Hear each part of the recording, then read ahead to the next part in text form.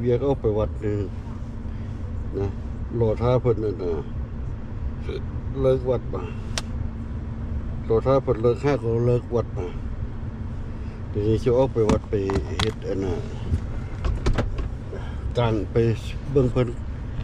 กลางเต็นท์อันน่ะอยู่วัดไปเบิ่งอยู่วัดเพื่อเพิ่นให้ไปเฮ็ดอันน่ะห้างนั่นน่ะห้างไม้ให้อันน่ะเฮ็ดบ่อนนั่นเนี่ยห้างไม้โอ้เฮ็ดหลายอันเลยเป็น20ไปพุ่นละ20ปลายพุ่นละ20ไปอันพุ่นละห้างไม้น่ะบ่แม่นเฮ็ดน้อยอันใด4 by 8 4 by 8 4 by 8ประมาณ20อันพุ่นละ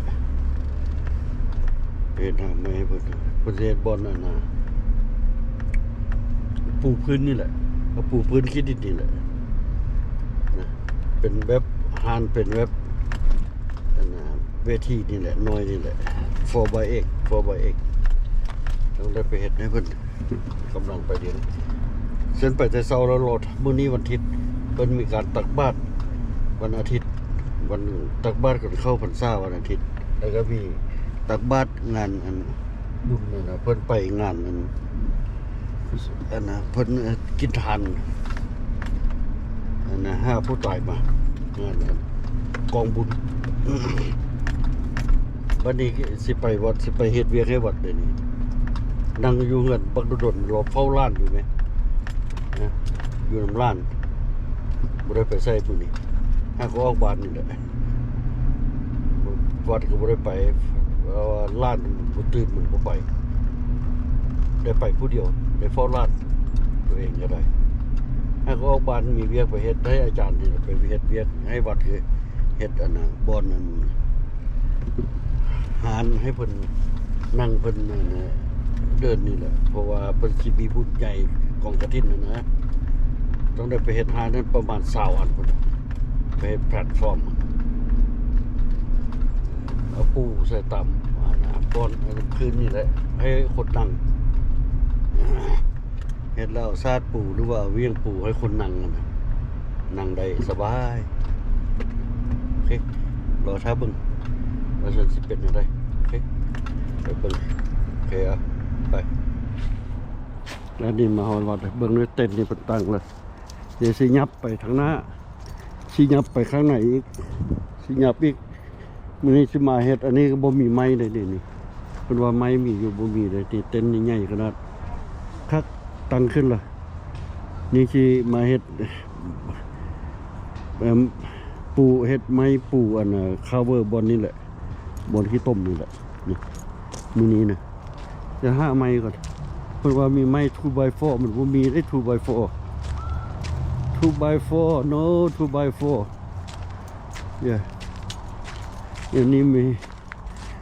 อันนี้ไม้ใหญ่หมดนี่บ่แม่น 2x4 ตัวนี้ 2x5.5 อันนี้1 in half มัน by 5.5 ตัวนี้ 2x4 บ่มีนะสิเอาไม้ใส่มาเฮ็ดคันสิเฮ็ดก็ได้ต้องได้ซื้อไม้เด้สิเฮ็ดก็ได้เนาะโอเคเราเบิ่งเพิ่นซื่อ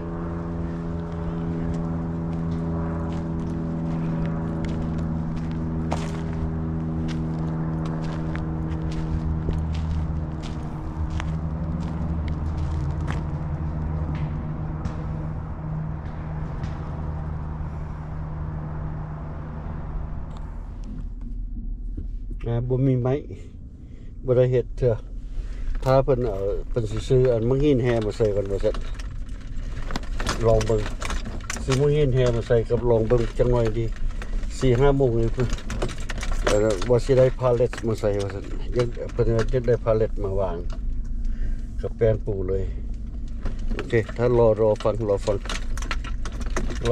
งว่ามันสิเป็นจังเด้อ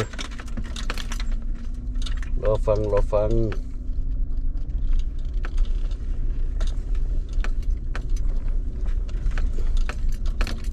ไปวัด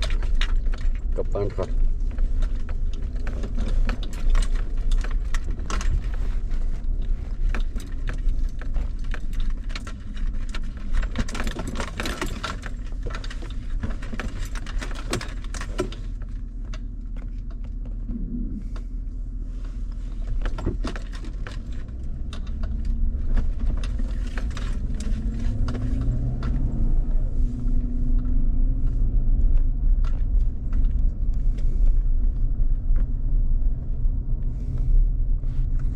กลับบ้านเลยเฮ็ดเถอะ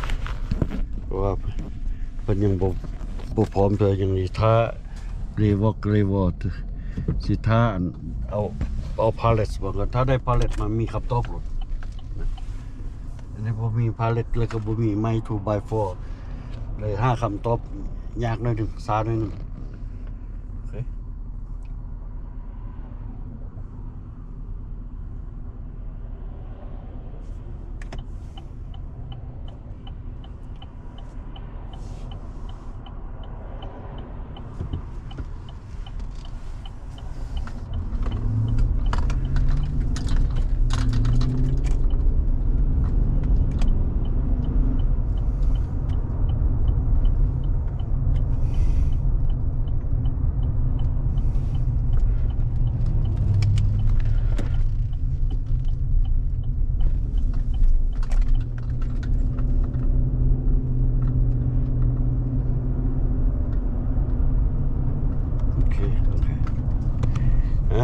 กลับบ้านไปว่ากันไหมแกเทเลอร์ทั้งหลังไปคนออกพาเลตโอ้อยู่ตลาดค้านอร์ทันไลท์พุ่นนี่แกเทเลอร์ทั้งหลังไปตรงอยู่เห็นบ่ได้แกเทเลอร์ทั้งหลัง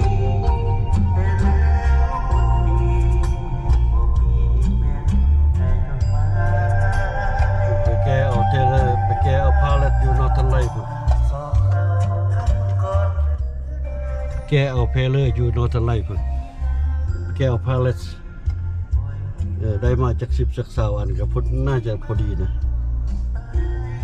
แกเทเลอร์ไปแกเทเลอร์ไปค้นคล้องนี่ไปค้นเอาอยู่นอร์ทันไลท์พุ่นโอเคไปมาพูดค่อยว่ากันไหมไปแกเอาเครื่องให้อาจารย์ก่อนโอเคไปก็อาจารย์พากันไปค้นไม้มาไปค้นพาเลตระวังจมทับหัวเด้ออาจารย์เด้อ ไปขนพาเลตมาพาเลตเอามาไว้เห็นท่านเห็นนี้เนี่ยไปมือก็ค้นลงก่อน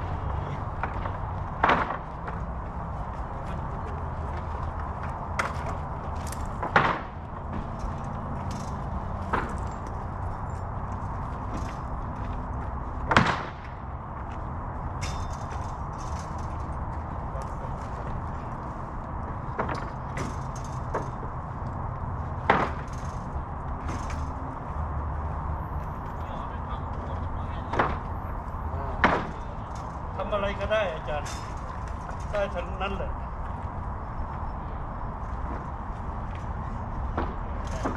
ได้ประโยชน์หลายอย่างเลย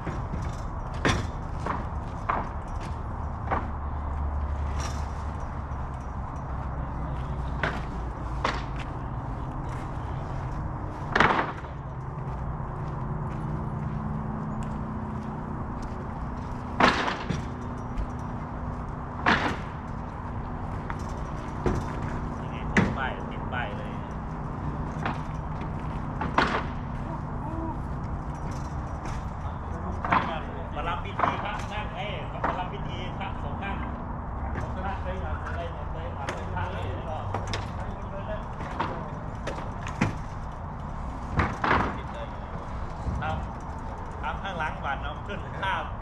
ลงในอากาศดีกว่าเอไอ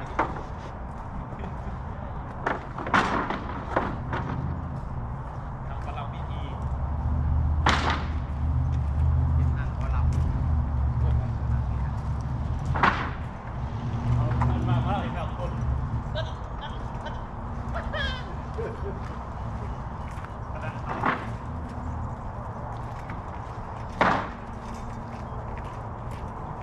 ทีเลยบาดเนี่ยเพราะว่ายังเป็นข้างๆกันคนได้ยินเสียงแล้ว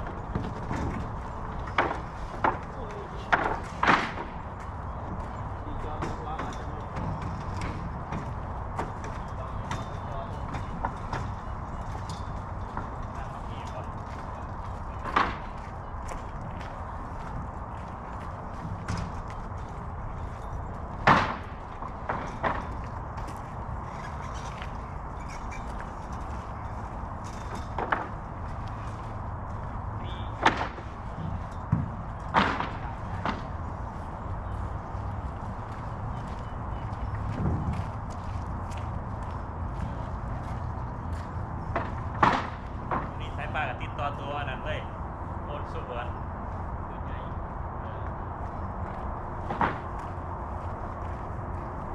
ตัวอย่างจะได้เช็ดเล่นไปหมดแล้ว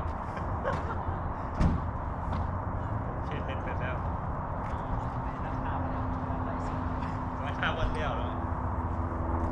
วันถือเราเป็นวันที่เราเนี้ยใส่วันวันที่คืนยังมาแรกเลย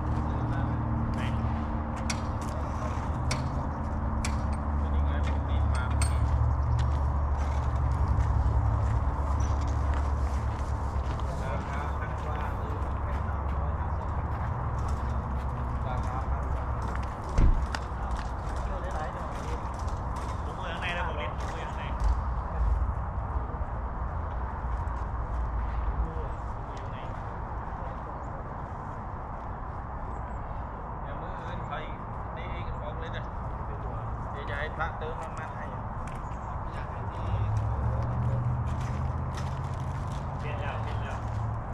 เราไม่ทำให้แข็งแรงแล้วก็ไปตอนนี้ใหญ่ๆเลยโอ้โห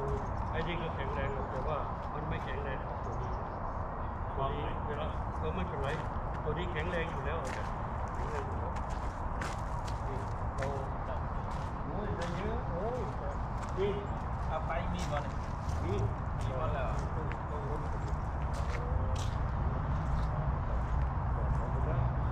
รถใครก็ได้ครับนี่ผมทำใหม่ผมต้องสร้างให้ดี เฮ้ยอย่าลืมกล้องนะพวกนี้ ฮะ พวกนี้อย่าลืมกล้องนะ เอ้ยครับผมเอาไว้ท้าย